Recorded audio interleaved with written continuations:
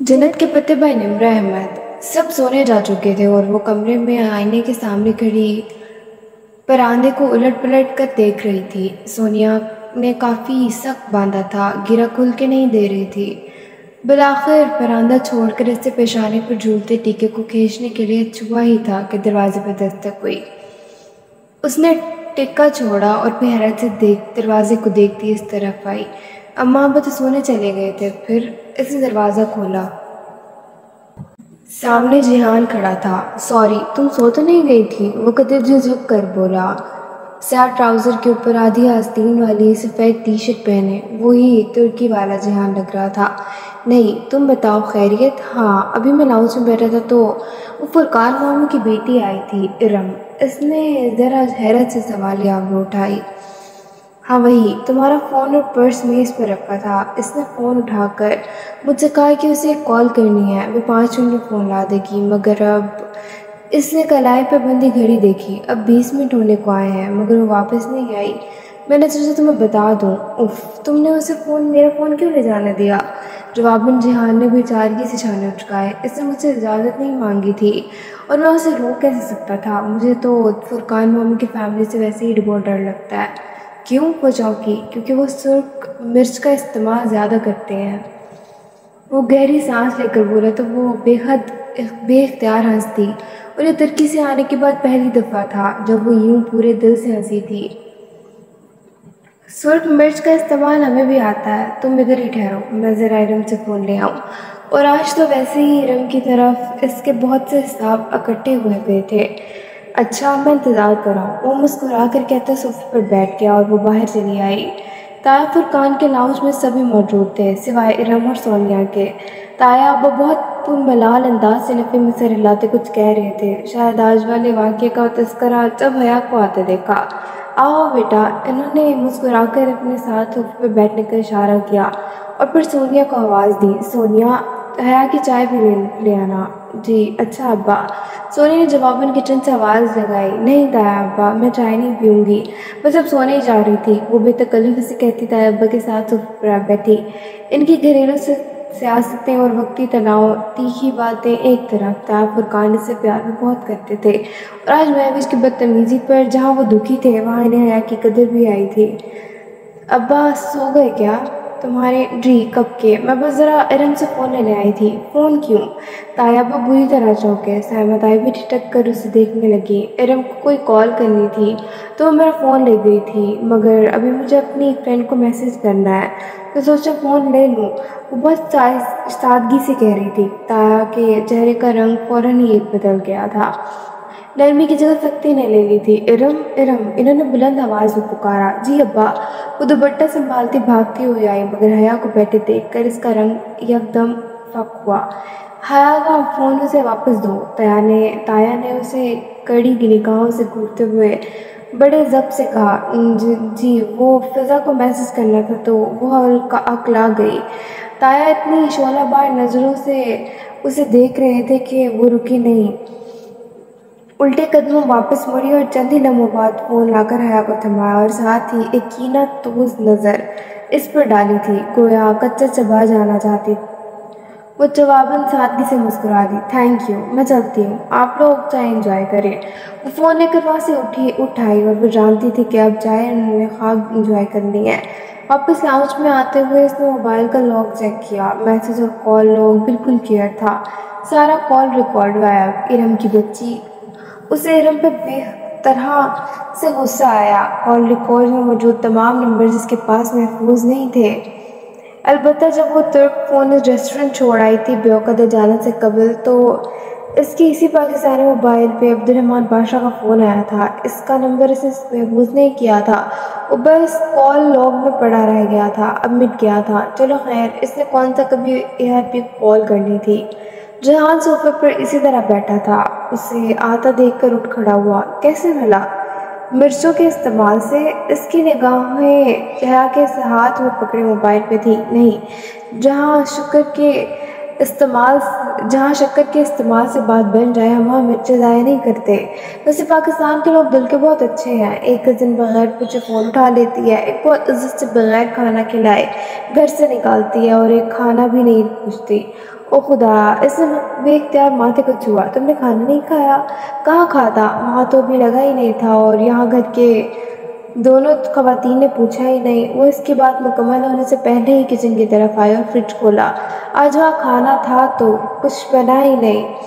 हमारे यहाँ रात का सालन अगले दिन कोई नहीं खाता। ठहरो, मैं अंडे बना लेती हूँ। उसे याद आया, खाना तो इसने भी नहीं खाया था, मगर उसे इतनी भूख नहीं थी। अंडों का खाना खोला तो अंदर 2 ही अंडे रखे थे। उससे बेहद शर्मिंदगी हुई। इन 2 अंडों से तो कुछ भी नहीं बनेगा, इसने खपत से कहते हुए फ्रिज का दरवाज़ा बंद किया। जिहान ने जैसे इस पर अफसोस करते हुए सर मिलाया। तुम्हें शायद भूल गया है कि तुम इस्तांबुल के बेहतरीन शख्स में से एक से बात कर रही हो। आराम से बैठ जाओ इधर कुर्सी पे, मैं खुद बना लूँगा सब कुछ। इसने अपना सिल्वर स्मार्ट फ़ोन मेज़ पर रखा और फिर आगे बढ़कर फ्रिज, फ्रीज़र, कैबिनेट्स हर जगह खोल खोल कर चीज़ें बाहर निकालने लगा। फ्रोज़न कीमा, पास्ता का पैकेट, जमे मटरों का लिफाफा, सॉसेस, सब्जियों के खाने से चंद सब्जियां चुन ली। वो तमाम चीज़ें काउंटर पर जमा करता जा रहा था। तुम इस वक्त पास्ता बनाओगे? वो मुश्तर सी हुई कुर्सी पर बैठी उसे देख रही थी। वो अभी तक अपने सब्ज फ्रॉक, परांदे और टीके समेत बैठी थी और उसे कपड़े तब्दील करना बिल्कुल भूल गया था। हाँ, और मुझे कुकिंग के दरमियान टोकना मत, मैं बहुत बुरा मानता हूँ। मुस्कुराते हुए वह सब्जियां धो रहा था। और तुम्हारा बुखार कैसा है? अब ठीक है? इससे खुद ही अपना माथा छुआ। वो कल की निस्बत कदर ठंडा था। वैसे मुझे हैरत जाहिद मामू और उनके बेटे पे है। इस लड़की ने इतनी बदतमीजी की और उन्होंने उसे कुछ भी नहीं कहा। वो वक़्तन हैरत से कहता। सब्जियां कटिंग बोर्ड पे रखकर कटाकट काट रहा था। इसके हाथ मशीनी अंदाज में चल रहे थे। इसकी एक दिन के बाद रुखसती है। शायद वो इसका दिल बुरा नहीं करना चाहते होंगे। इसे शाने लटकाए, मगर इसने बहुत मिसबिहेव किया। वो अफसोस से कहता, पानी उबालने के लिए रख रुका था। दूसरी जानब उसने फ्राइंग पैन में ज़रा सा तेल गर्म होने रख दिया था। असल में इसके फियांसे ने किसी कैनेडियन रियलिटी शो में $1.5 मिलियन जीते हैं। इसी पे इसका दिमाग 7वें आसमान पे है और वह ज़मीन पे बगैर दिमाग के घूम रही है। वो टेक लगाए टांग पे टांग रखे बैठी बता रही थी, कैनेडियन शो में $1.5 मिलियन, बहुत अच्छी कवर स्टोरी है। इसे ज़रा से हंस कर सर झटका। साथ ही वो फ्राइंग पैन में फ्राई होती सब्जियों को बजाय गिर से हिलाने के फ्राइंग पैन का हैंडल पकड़े दाएं बाएं तो कभी ऊपर नीचे हिला रहा था। सब्जियां चंद इंच ऊपर उड़ती और फिर वापस पैन में आ जाती। क्या मतलब? इसे ना समझी से उसे देखा। अगर किसी पाकिस्तानी ने कैनेडियन शो में इतनी खतीर रकम जीती होती तो मीडिया पे हर जगह आ चुका होता। मुझे तो वो लड़का शक्ल से ही क्रिमिनल लग रहा था। ताज़ा आई ब्लैक मनी को वाइट करने के लिए कवर बताया होगा, और क्या। अच्छा, उसे ताज्जुब हुआ। इस नहज पे तो इसने सोचा ही नहीं था। अलबत्ता क्रिमिनल से उसे कुछ याद आया था। जहान, तुम्हारे रेस्टोरेंट पे जो हमला हुआ था, इसका कुछ पता चला? नहीं। वो गर्दन तिरछी किए सॉस की बोतल पैन में उंडेल रहा था। हालांकि मेरी इस्तांबुल में किसी से कोई दुश्मनी नहीं है। कभी इम्कान है कि किसी और के धोखे में इन लोगों ने मेरा रेस्टोरेंट लूट दिया। एक दुश्मनी तो खैर अब इसकी बन चुकी थी, मगर वो तो खुद भी इससे वाकिफ नहीं था। तुम तो कहते थे कि इस्तांबुल में ऐसा कोई क्राइम सीन नहीं। अस्सलाम वालेकुम। अगर आप में लिखने की सलाहियत है और आप अपना लिखा हुआ दुनिया तक पहुंचाना चाहते हैं तो खैर अब इतने भी बुरे हालात नहीं हैं, और डार्क साइड तो हर बड़े शहर की होती है। चूल्हे के सामने खड़ा इसकी तरफ पुश्त किए पैन में कीमा भून रहा था। कीमा मिर्च की भीनी भीनी इश्तिहा अंगेज सी महक सारे में फैलने लगी थी। इसकी गम गुश्ता भूख एकदम से जाग उठी। तुम्हें पाकिस्तान आकर ऐसा लगा जिहान? वो थोड़ी देर मुट्ठी रखे उसे देखती सादगी से पूछने लगी। कि यहाँ आने के बाद इनकी पहली बार ज़ाब्ता गुफ्तगू थी। अच्छा लगा, बल्कि बहुत अच्छा लगा। मगर फुरकान मामू की बातें, मैंने तो ख्वाब में भी नहीं सोचा था कि मेरे रिश्तेदार इतनी तीखी बातें भी कर लेते होंगे। इसलिए से झुरझुरी लेकर सर झटका। आज वो सारा दिन ताया फुरकान की कंपनी में रहा था तो ये रद्द-ए-अमल फितरी था। वो इतने तीखे नहीं हैं और बहुत प्यार करते हैं हम लोगों से। बस इनके अपने नज़रियात हैं जो इतने सख्त है कि अगर कोई इन पर पूरा ना उतरे तो वो इसकी ग्रेडिंग बहुत नीचे कर देते हैं। वटएवर। वो अब उबली पास्ता के पतीले में कीमा और सॉस उंडेल रहा था। फिर इसको अच्छी तरह मिक्स करके इसने इसे दम पर रख दिया और सिंक की टूटी खोलकर हाथ धोने लगा। वो समझी अब वो इसके पास आकर बैठेगा, मगर वो हाथ धोकर अब सारा फैलावा समेटने लगा था। छोटे बर्तन, सब्जियों के छिलके, खाली शॉपर। वो जल्दी से उठी। मैं कर देती हूँ, प्लीज़ तुम रहने दो। जितनी फूहड़ तुम हो मैं जानता हूँ। अगर तुमने मेरी मदद करवाई तो 2 घंटे लग जाएंगे, जबकि मैं अकेला करूँ तो 2 मिनट में हो जाएगा। ठीक है, खुद ही करो। वो कदरे खफगी से कहते हुए दोबारा बैठ गई और वाकई इसने 2-3 मिनट में हर चीज़ अपनी जगह पर रख दी।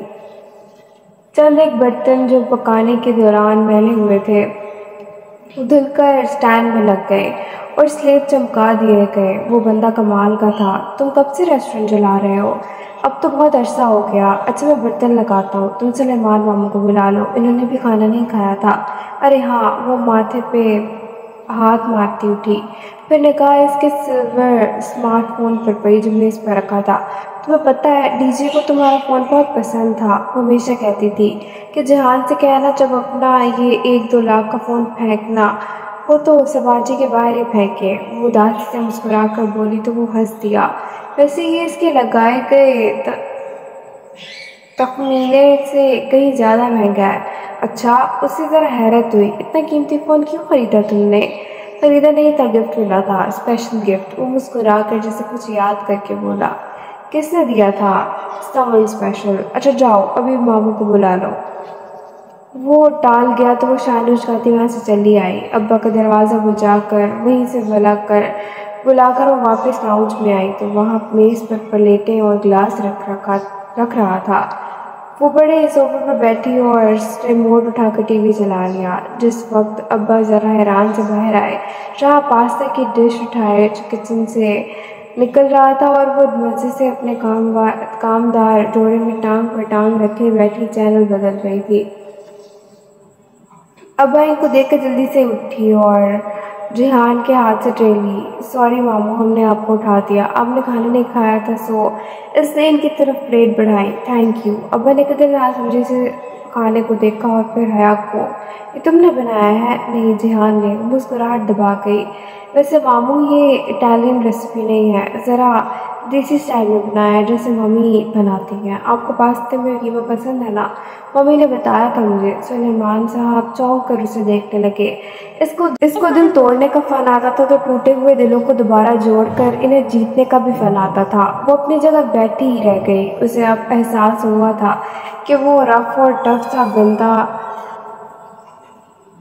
तो भूखा भी सो जाता, मगर रात के 1 बजे अगर इसने एहतमाम किया तो सिर्फ और सिर्फ अब्बा के लिए, क्योंकि उसे याद था कि अब्बा ने खाना नहीं खाया और उसे शायद एहसास हो गया था कि वो इससे ज़रा खिंची खिंची से रहते हैं।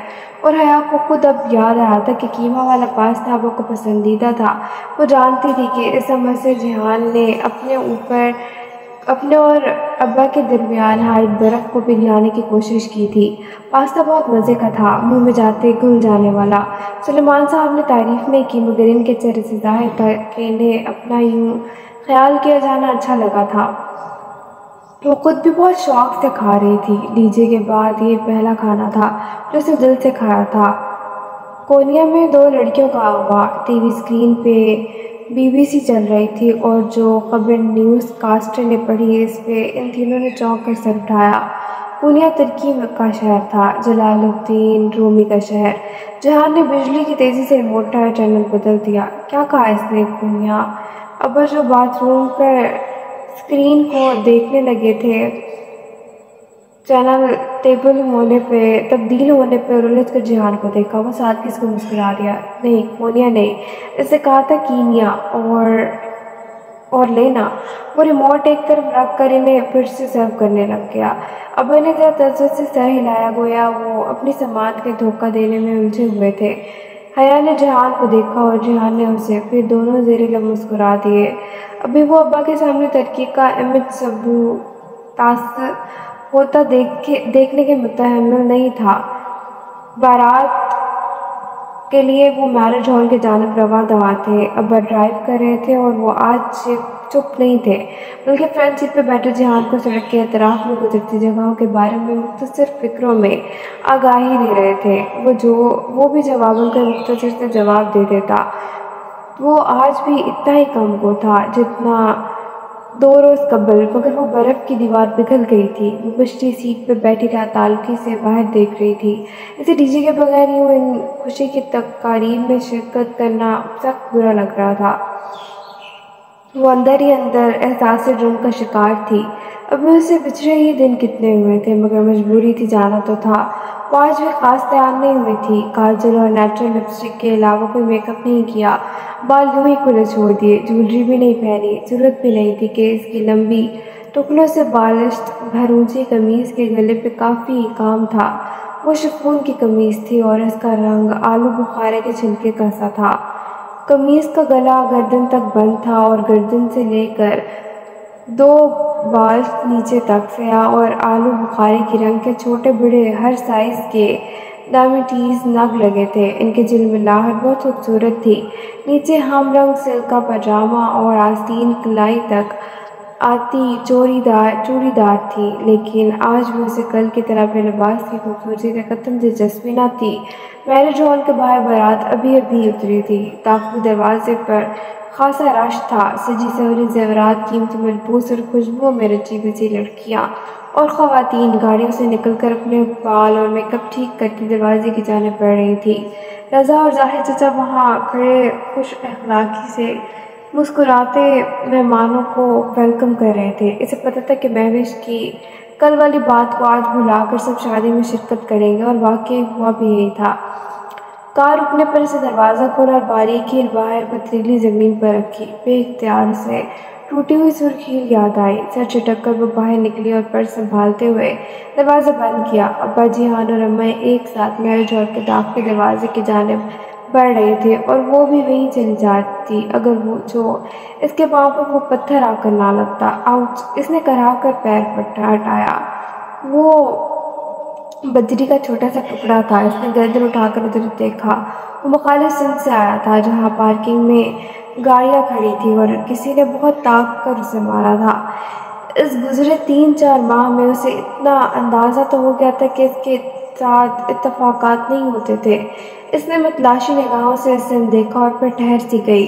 پارکنگ کے پیچھے سے ایک ہیولا سا نکلا اور اس کی جانب بڑھنے لگا۔ چند لمحے تو وہ اسی جگہ سے ہل نہیں سکی۔ رات کی تاریکی میں پارکنگ ایریا کو اونچے پولز کی زرد بتیوں نے مدھم سی روشنی بخش رکھی تھی۔ اس روشنی میں وہ صاف دکھائی دے رہا تھا یا دے رہی تھی، بھڑکتا ہوا نیلا طرز دار دوپٹہ ہم رنگ جوڑے کے اوپر پہنے وہ دوپٹے کا پلو چہرے پر ذرا سا ڈھالے اسے دانتوں سے یوں پکڑے ہوئے تھا کہ دور سے اس پہ کسی عورت کا گمان ہوتا تھا۔ چہرے پر سفید پینٹ کیے گہرے آئی میک اپ، سرخ چونچ سی لپسٹک اور سنہرے بالوں کی وگ لگائے وہ اسی طرف چلتا آ رہا تھا۔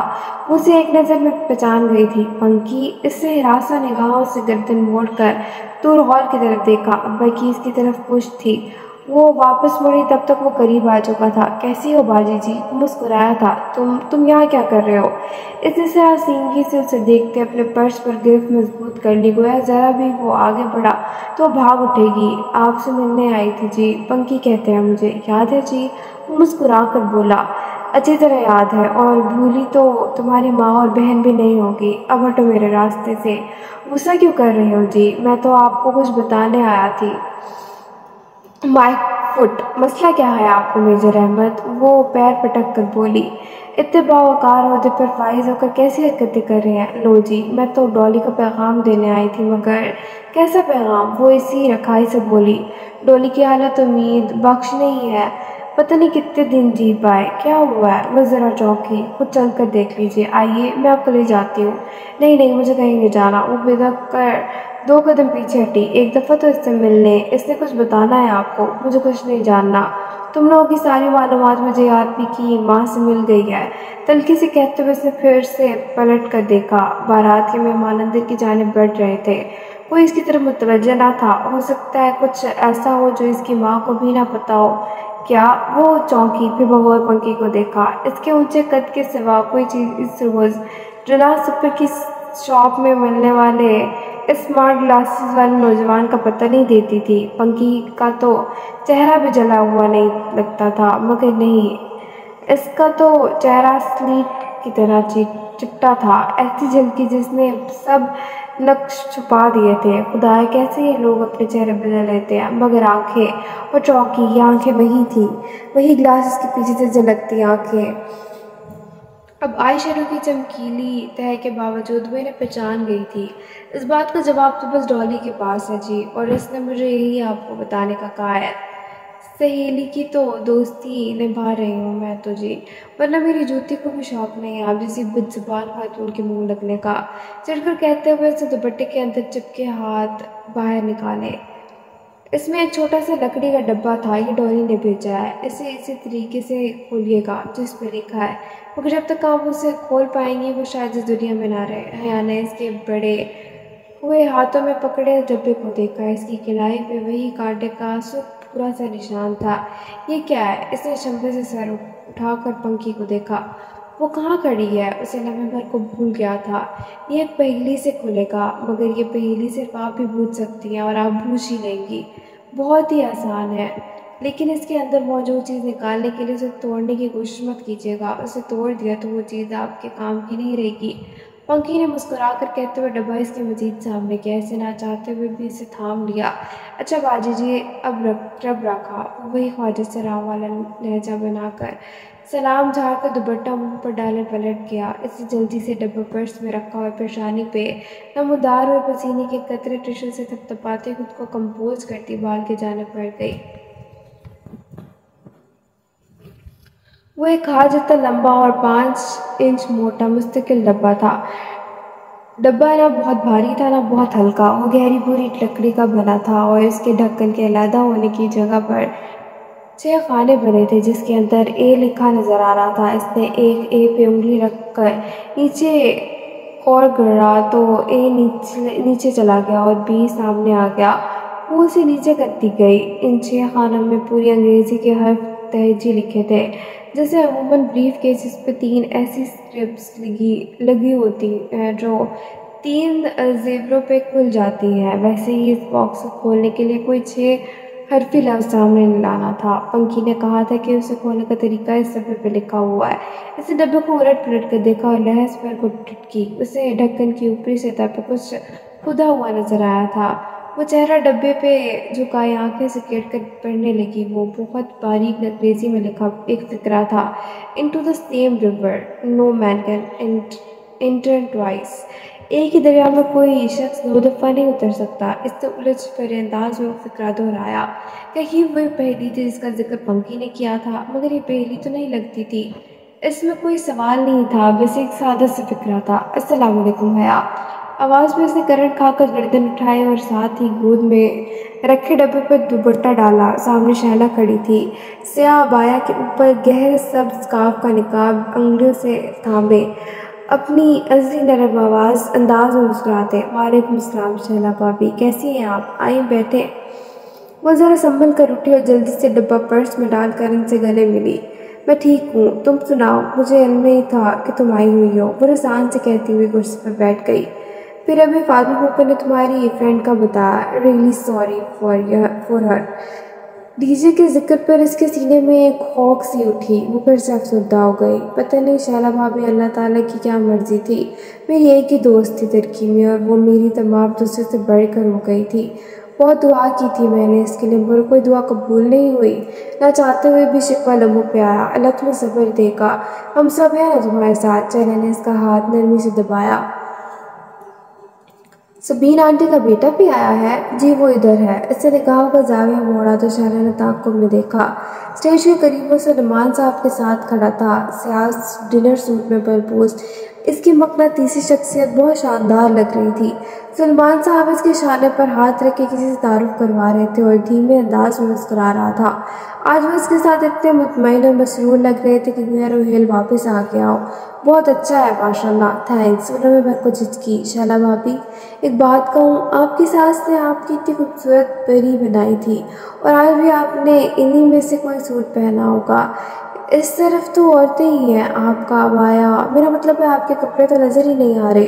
وہ رک رک کر ہچکچاتے ہوئے بولی تھی۔ وہ داور بھائی کی بہنی پہ اس نے بہت کنگ دار لہجے میں شیلا کو نقاب اتارنے کے لیے کہا تھا، مگر آج اس کی آواز سے کنگ مفقود تھی۔